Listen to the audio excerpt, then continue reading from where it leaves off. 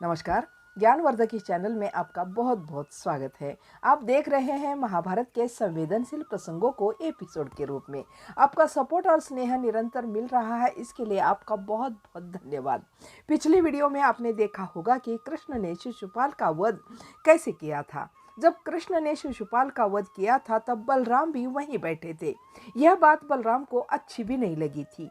यह देखकर उनका मन बहुत अधिक कटु हो उठा था। उसके मन में यह प्रश्न भी कौंधा कि समारोह में उसने विरोध ही नहीं किया था, बल्कि कटु वचन भी कहे थे, पर उसे जान से मार डालना ठीक नहीं है। युवधान सोचता है कि इतनी छोटी आयु में कृष्ण ने कितना कुछ पा लिया था। राजसूय का सूत्रधार भी तो वही था। युवधान के मन में यह प्रश्न आने लगा कि क्या वह प्रथम स्थान पाने के योग्य नहीं था? योग्यता से बढ़कर कनिष्ठता और ज्येष्ठता मुख्य है क्या? जब यह प्रश्न मन में रूप ले ही रहा था तब उसे नींद पूरी तरह घेर चुकी थी। तभी उसे किसी के कदमों की आहट सुनाई दी।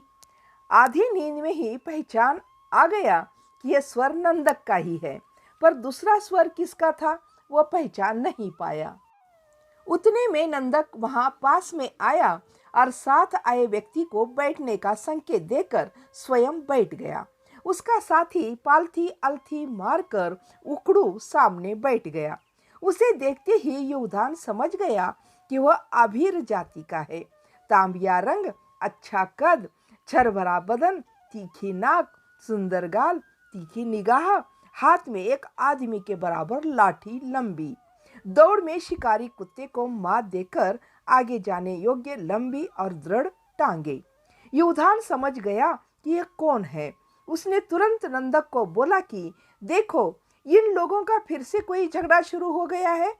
यह इसलिए आया कि कृष्ण को ही ले जाकर यादवों की गलती दिखा दे, पर यहाँ यही पता नहीं कि कृष्ण कब आने वाला है।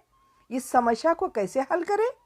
इस झगड़े का विवरण थोड़ा बहुत युवधान को भी पता था, इसलिए उन्होंने ऐसा कह दिया।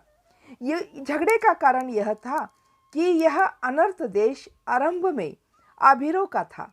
इसका अर्थ यह नहीं कि वे जमकर वहीं हल जोतकर कृषि आदि करते थे। खेती पाती करना, अन्न उत्पन्न करना उनका प्रधान व्यवसाय नहीं था। वे झुंड के झुंड पशु पालते थे। बैल और बूढ़ी गायों के मांस, दूध, कंदमूल और फल फूलों से उनकी जीविका चलती थी। वे आर्यों की भांति हल चलाना वह ग्रह नहीं जानते थे। अब मथुरा के लोग यहाँ आकर बसने से उनको जीविका चलाने के लिए खेती करना आवश्यक हो गया था और फसल को बचाने के लिए बाड़ भी लगाना पड़ा मथुरा वासियों को। यही बात पर आभीरों का क्रोध बढ़ गया था, क्योंकि उनके ढोर को चराने के लिए जमीन ही नहीं बची। कुछ आभीर तरुण स्वयं बाड़ तोड़कर ढोरों को खेती में छोड़ देते थे। इसी कारण आर्यों और आभीरों में झगड़े हुआ करते थे। झगड़े में आर्य लोहे की तीखी नोक वाले बाणों का और आभीर विष में डुबाए तेज नोक वाले बाणों के तीरों का प्रयोग करते थे। यह झगड़े कई बार युद्ध का भी रूप ले लेते थे, जिसमें पर्याप्त संख्या में लोग हताहत होते थे। आभीर रात में घात लगाकर आर्यों के घरों और खेतों में आग लगा देते थे। मथुरा के चारों ओर बहुत पहले नाग लोग भी इसी प्रकार उपद्रव करते थे। युवधान के पिता जब छोटे थे तब उन्होंने यह सब देखा था। कृष्ण जब छोटा था और ब्रज के कृषकों के साथ रहता था, तब यमुना के उस पार रहने वाले प्रमुख को कृष्ण ने मार डाला था। उसके याद आने से युवधान ने पूछा, नंदक, जब हम अपने देश में थे तब कृष्ण ने एक नाग प्रमुख को मार डाला था, उसका क्या नाम था? नंदक ने याद करते हुए सिर खुजलाते हुए कहा, हाँ, उसका नाम कालिया था। नंदक ने कहा, वे लोग नदी पार करके आया करते थे। हर रोज नहीं, कभी कभार रात में आंख बचाकर आते और हमारी फसलों में आग लगाकर भाग जाते थे। हम लोग रोज घात लगाकर बैठा करते थे। एक दिन कालिया फंस गया। अकेला कालिया ही नहीं, उसके साथ और 3 आदमी को भी हमने खत्म कर डाला था। तब से वे लोग वह जंगल छोड़कर पता नहीं कहाँ भाग गए थे। युधान ने कहा, जब पांडव खांडव वन को कृषि भूमि के योग्य बना रहे थे ना, तब कृष्ण ने सारे वन में आग लगाकर चारों ओर से तीर बरसाए थे ताकि उस जंगल से कोई बचकर न निकल पाए। परंतु इन आभीरों को छोड़ा गया था, इसलिए ये बार बार हमको तंग करते हैं।